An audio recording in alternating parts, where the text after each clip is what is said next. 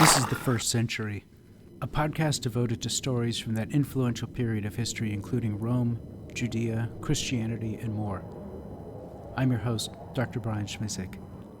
Get ready to go back in time and enter a world before computers, the stagecoach, the printing press, or even stirrups had been invented for horses.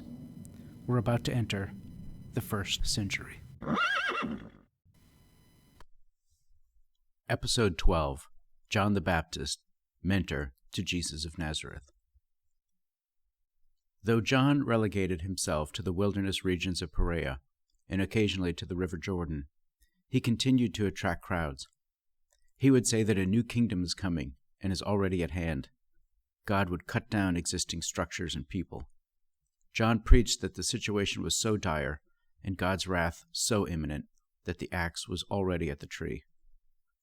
John said the people had no time for pondering. Instead, this was a time for action, to prepare for what God was about to do. The message was apocalyptic and featured graphic imagery of God's fiery judgment, which was about to come down on the people and the land. Many people, especially pilgrims who had journeyed to Jerusalem for various festivals, were baptized by John in the Jordan before returning to their places of origin, including at least 12 Jewish pilgrims from Ephesus. When those 12 eventually made their way back to Ephesus, they began telling other members of the Jewish community there about John and his preaching. John had an assistant in the person of Yeshua, named after Moses' successor, who led the people into the Promised Land. Yeshua, known today as Jesus, had also been baptized by John. Jesus came from Nazareth, a small hill town of about 1,600 people in Lower Galilee. He was from a family that inculcated pride in their Jewish religious and ethnic identity. His father, Joseph, though he lived in Galilee, claimed to be of the line of David, king of the 12 united tribes about 1,000 years earlier. Jesus' mother was Miriam, named after Moses' sister. His brothers, James, a variation of Jacob, Joses, a variation on Joseph, Jude, and Simon, and his sisters rounded out the family, whose names all recalled the time of Abraham and Sarah, Isaac and Rebekah, Jacob and Rachel, Joseph and his brothers, Moses and Joshua. In addition to his immediate family, both Joseph and Mary had siblings, so Jesus had uncles, aunts, and many cousins. Their family was known in Nazareth, though Jesus himself had moved about 20 miles east to Capernaum, a fishing village about the size of Nazareth on the north coast of the Sea of Galilee. Capernaum meant village of comfort. Whether Jesus was comfortable or not in this village, he proved to be an eager apprentice to John the Baptizer, and he aligned with his message. John and Jesus considered their mission so important that they divided up the territory. Jesus went to the Judeans and enjoyed tremendous success, baptizing more people than John. The people began to call Jesus not only a prophet, but also a teacher. In addition to baptizing, Jesus used the village of Capernaum as a base for his work, and he enjoyed festive dinners and parties with ne'er-do-wells, whereas John was a prophet of the wilderness regions of Perea and subsisted on the meager sustenance he could forage.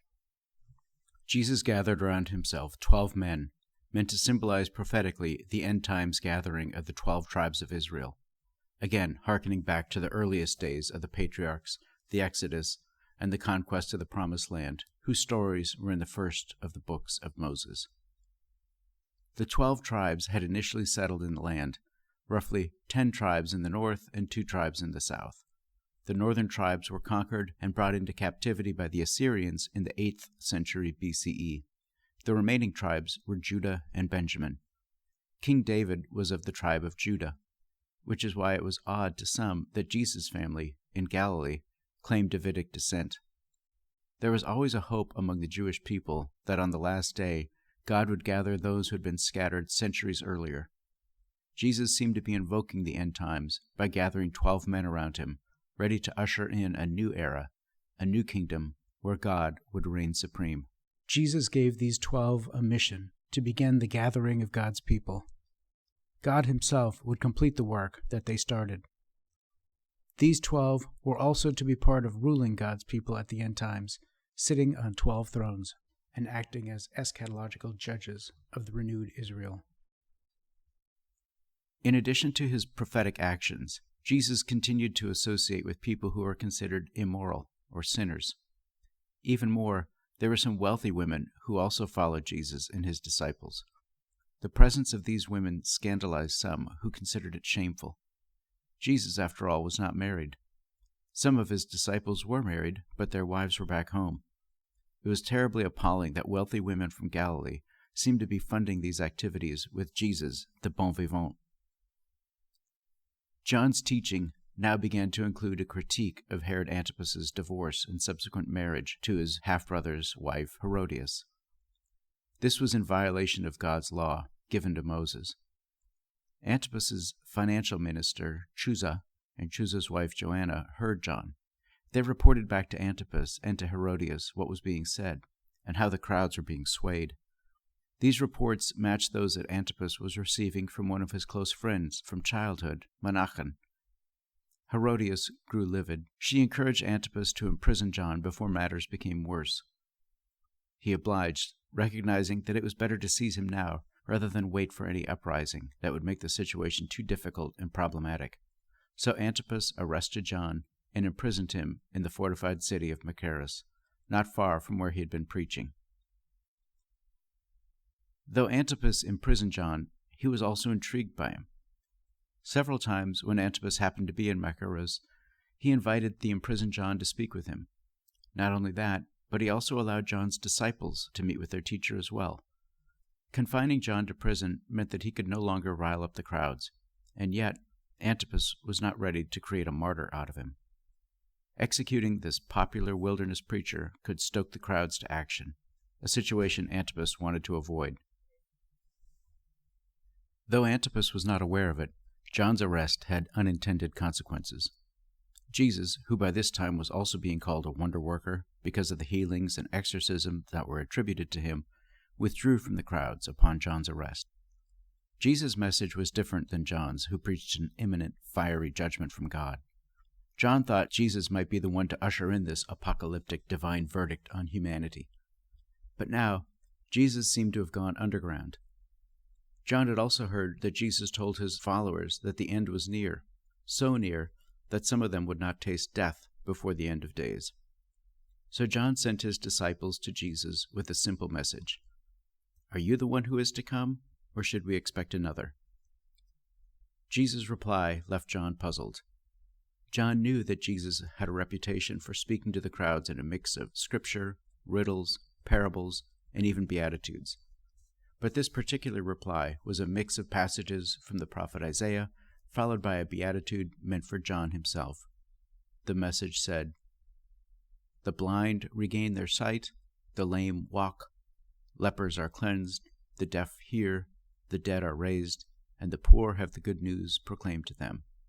And blessed is the one who takes no offense at me." John was immediately perplexed. His own message was apocalyptic. Jesus seemed to have been apocalyptic as well, with the end of days coming in this generation. But now the judgment was tempered by mercy, and there was not as much divine wrath as healing the sick. And then the beatitude cut right to the heart. Blessed is the one who takes no offense at me. Was this a call to John himself not to be offended? If so, that in itself was offensive. Did Jesus know that he did not match John's expectations? John had to ponder this riddle speech. He would consider the message and decide later if a reply was warranted. In the end, events would overtake his time for consideration, and John would be dead before he could make a reply. Next time, we'll learn about what happened to certain Galilean pilgrims in Jerusalem. We'll learn about the death of Livia and the persecution of Agrippina and her 2 older sons.